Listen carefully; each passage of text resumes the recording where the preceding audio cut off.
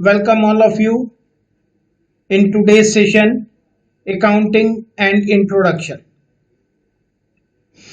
First, we start with accounting process. In accounting process, the first step is transaction and event. देखिए, किसी भी accounting process में सबसे पहला जो स्टेप है कि ट्रांजैक्शन और इवेंट इन दोनों को आइडेंटिफाई करना। अब आपको सबसे पहले ये क्लियर करना है कि what is transaction and what is event. Transaction और इवेंट होते क्या? ट्रांजैक्शन ड्यूरिंग द ईयर होते हैं और इवेंट एज ऑन मींस एक पर्टिकुलर डेट को, और ट्रांजैक्शन का जो रिजल्ट होता है उसी को हम इवेंट बोलते हैं।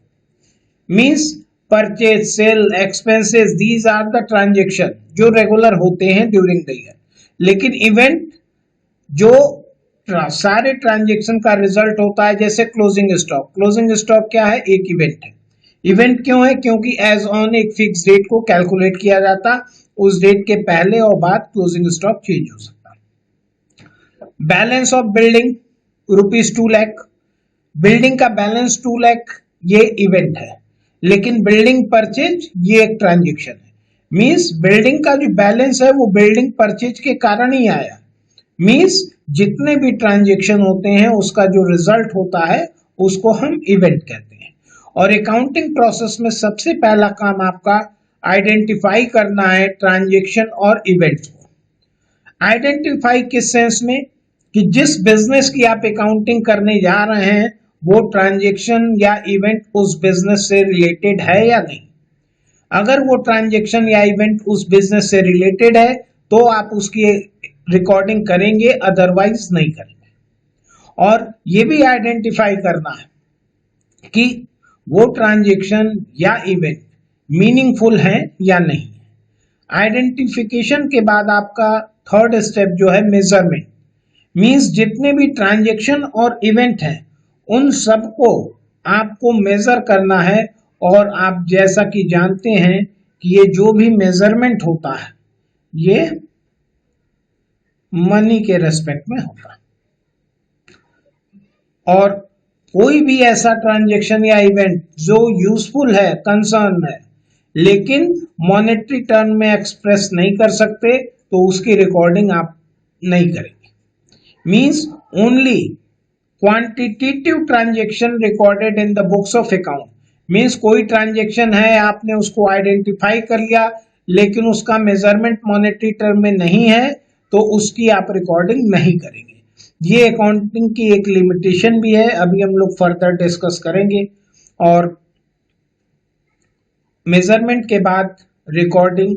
रिकॉर्डिंग जो कि अकाउंटिंग का पहला स्टेप है अगर हम कहें, लेकिन उससे पहले अकाउंटिंग प्रोसेस में ये ट्रांजैक्शन, आइडेंटिफाई और मेजरमेंट ये कंबाइंड रूप से 3 आपको करना है, उसके बाद ही आप रिकॉर्डिंग करेंगे। रिकॉर्डिंग का मतलब है कि आप प्राइमरी या फिर इसको बोलते हैं ओरिजिनल एंट्री बुक। आप सबसे पहले किसी भी ट्रांजैक्शन को रिकॉर्ड कहां करेंगे? Original entry book.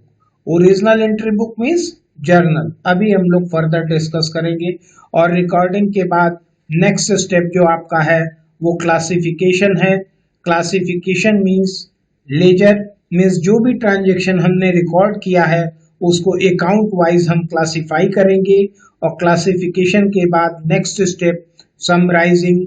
Summarising means जो भी ट्रांजैक्शन आपने क्लासिफाई किया लेजर में उसको समराइज करेंगे, उसका ट्रायल बैलेंस और बैलेंस शीट बनाएंगे। फिर उसके बाद एनालिसिस एंड इंटरप्रिटेशन। एनालिसिस और इंटरप्रिटेशन में आप हॉरिजॉन्टल और वर्टिकल एनालिसिस है और उस बेसिस पे fund flow, cash flow, ratio analysis, comparative statement, ये सारा करने के बाद इंटरप्रिटेशन करेंगे। These are the following step of accounting process. अब इसको और इलेबरेट करते हैं हम कि रिकॉर्डिंग से स्टार्ट करते हैं। रिकॉर्डिंग के बाद क्लासिफिकेशन, उसके बाद समराइजिंग, फिर एनालाइजिंग, फिर इंटरप्रिटेटिंग, फिर कम्युनिकेटिंग। देखिए recording, classifying, summarising, analysis, interpreting, communicating. Communicate किसको करते हैं? जो वेरियस पार्टीज इंटरेस्टेड होती है आपके अकाउंटिंग में, अकाउंटिंग होने के बाद, फाइनल अकाउंट बनने के बाद। अब अगर कोई आपसे पूछे कि इसमें फाइनल अकाउंट का स्टेप कौन सा है, तो ये समराइजिंग वाला आपके फाइनल अकाउंट का स्टेप है। उसके बाद हम एनालिसिस करते हैं, फिर इंटरप्रिटेशन, फिर वेरियस इंटरेस्टेड पार्टी को हम कम्युनिकेट कर देते हैं, लाइक शेयर होल्डर्स हो गए, बैंकर्स हो गए, इन सबको। और रिकॉर्डिंग ये फर्स्ट स्टेप है मेरा, इसको जर्नल से डिनोट करते, फिर लेजर, फिर क्लासिक समराइजिंग में final account. Step by step हम लोग स्टडी करेंगे इसकी। और रिकॉर्डिंग जर्नल होता है, classifying ledger, summarising final account, और analysis interpretation. Horizontal and vertical दो एनालिसिस होती है, और इसको हम लोग फर्दर डिस्कस करेंगे। और अभी नेक्स्ट 3 क्लास में हम लोग जर्नल डिस्कस करेंगे। और रिकॉर्डिंग दो तरीके से की जाती है, या रिकॉर्डिंग के लिए आप जर्नल प्रिपेयर करेंगे, या स्पेशल बुक्स। स्पेशल बुक्स और जर्नल दोनों को रिकॉर्डिंग की कैटेगरी में हम रखते हैं, या हम जर्नल करेंगे या बुक्स करेंगे, किसी भी कंसर्न में। अब आपको ये ध्यान रखना है कि अगर वो कंसर्न के ट्रांजैक्शन बहुत ही स्मॉल हैं तो हम जर्नल एंट्री पास करेंगे, लेकिन अगर लार्ज ट्रांजैक्शन है तो हम स्पेशल बुक्स मेंटेन करते हैं। स्पेशल बुक्स में cash book, purchase book, sales book, purchase return book, sales return book, bills receivable book, bills payable book and journal proper. One by one हम सारी book को discuss करेंगे, और journal, ledger, final account और horizontal analysis. लेकिन अभी जो आपके सिलेबस में है वो केवल जर्नल एंट्री है, तो डिटेल में हम लोग जर्नल एंट्री को ही डिस्कशन करेंगे। और ये प्रोसेस आप देखिए कि दोनों ही कैटेगरी में, मीन्स आप आइदर जर्नल करें या फिर लेजर करें या बुक्स करें, आप क्राइटेरिया अपना ये रखिए कि बुक्स मेंटेन करने का 2 स्टेप है, एक जर्नल, फिर जर्नल से लेजर, फिर फाइनल अकाउंट। और दूसरा जो स्टेप है वो आप जर्नल के प्लेस पे बुक्स बनाएंगे, और लेजर होगा बुक्स के बाद, फिर फाइनल।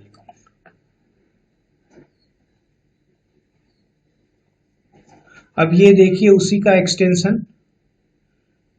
रिकॉर्डिंग दो तरीके से होती है, या हम जर्नल पे करेंगे या अकाउंटिंग बुक्स बनाएंगे, स्पेशल बुक्स। और फिर लेजर, जर्नल से भी हम लेजर बनाएंगे और बुक से भी हम लेजर बनाएंगे। दोनों का मेथड अलग अलग है, हम लोग फर्दर डिस्कस करेंगे। और फिर लेजर से फाइनल अकाउंट।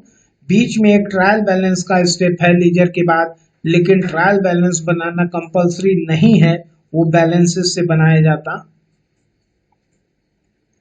ये फर्दर देखिए, ये बुक्स को कई पार्ट में डिस्क्राइब किया है, डिवाइड किया गया है।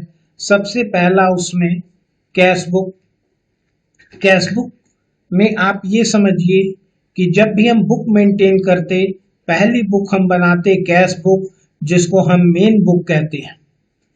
और इसमें ऑल कैश ट्रांजैक्शंस, सारे कैश ट्रांजैक्शन इसमें रिकॉर्ड होते हैं।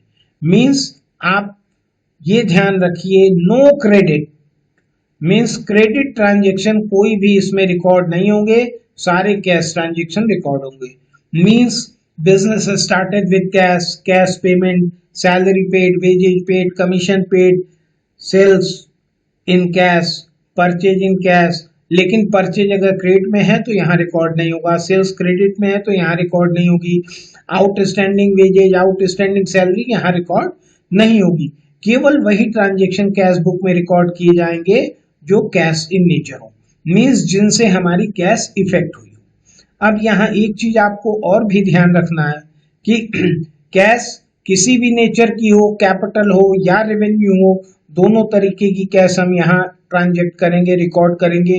और कोई ऐसे ट्रांजेक्शन जिसमें मेरी कैश इफेक्ट नहीं होती, हम यहाँ रिकॉर्ड नहीं करेंगे। सेकंड, कैश बुक के बाद जो हम बुक बनाते हैं परचेज बुक। परचेज बुक में 3 चीजें आपको ध्यान रखनी है, goods purchase on credit. Means ये तीनों क्राइटेरिया अगर फुलफिल हो रहा हो तो आप उसको परचेज बुक में रिकॉर्ड करेंगे। मीन्स गुड्स हो, परचेज हो और क्रेडिट पे परचेज किया गया हो तभी परचेज बुक में रिकॉर्ड करेंगे, अदरवाइज उसकी रिकॉर्डिंग कहीं और होगी। फॉर एग्जाम्पल कि अगर कोई फर्नीचर डीलर है, means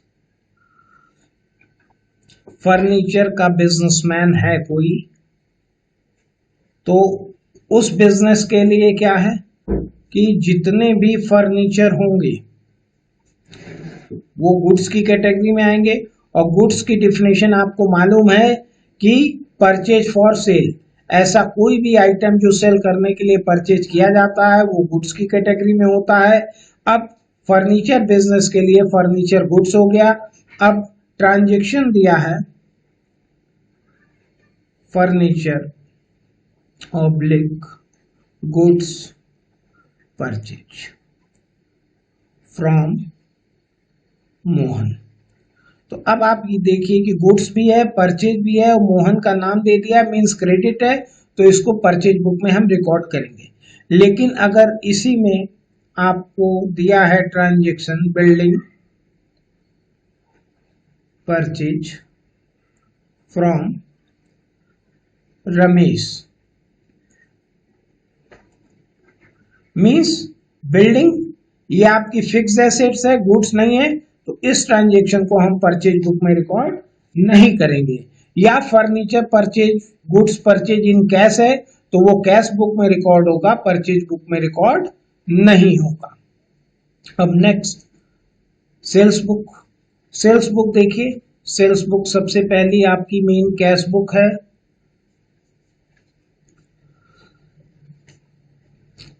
cash book, second purchase book, third sales book, fourth के सेल्स बुक। सेल्स बुक में भी आपको 3 बातें याद रखनी है, सेल्स हो, गुड्स का हो और वो क्रेडिट हो।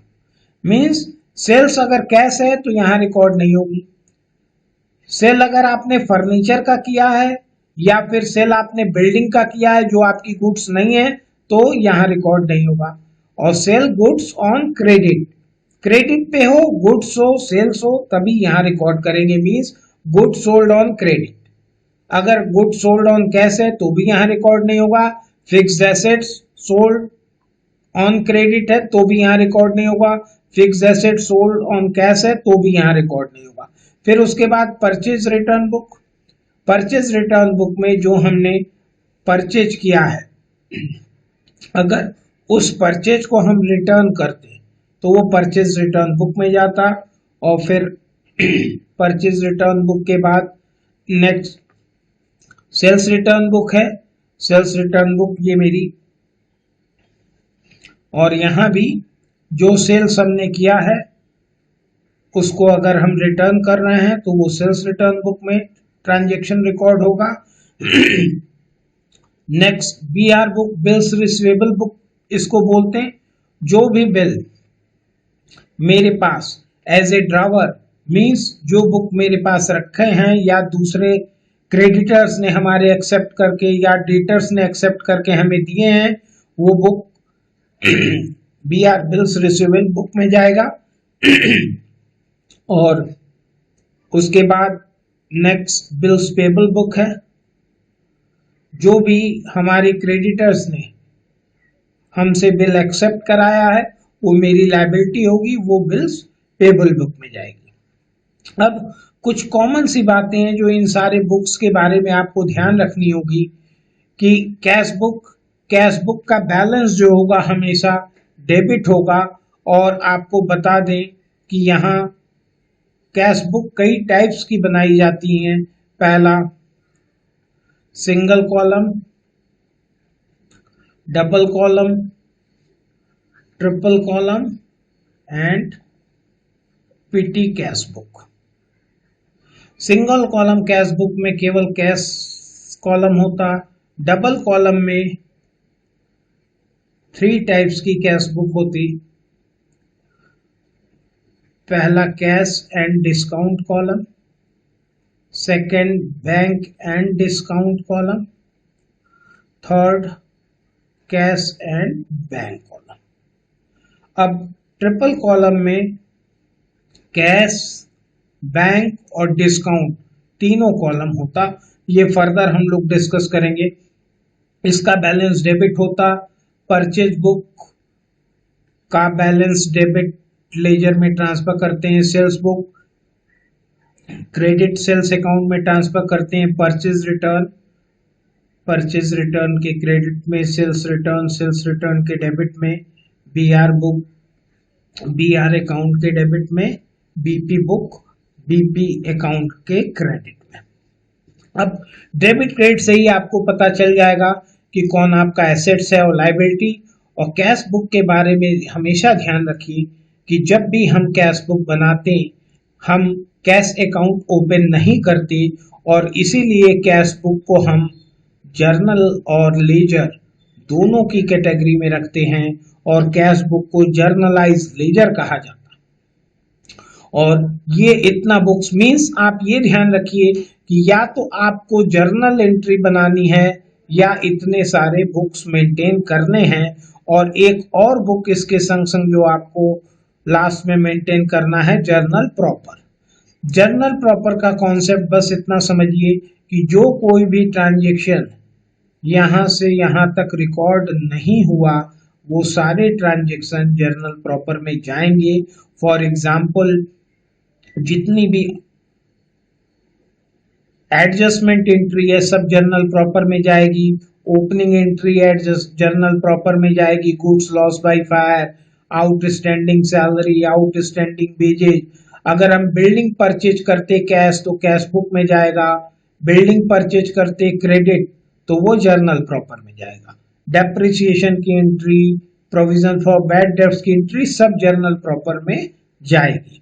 और जर्नल प्रॉपर और जर्नल दोनों में डिफरेंस क्या है कि यहाँ इस जर्नल में सारे ट्रांजैक्शन हम रिकॉर्ड करते हैं, और जर्नल प्रॉपर में ऐसे ट्रांजैक्शन जो cash book, purchase book, sales book, purchase return, sales return, BR BP book में नहीं गए, उन्हीं को हम जर्नल प्रॉपर में रिकॉर्ड करते हैं।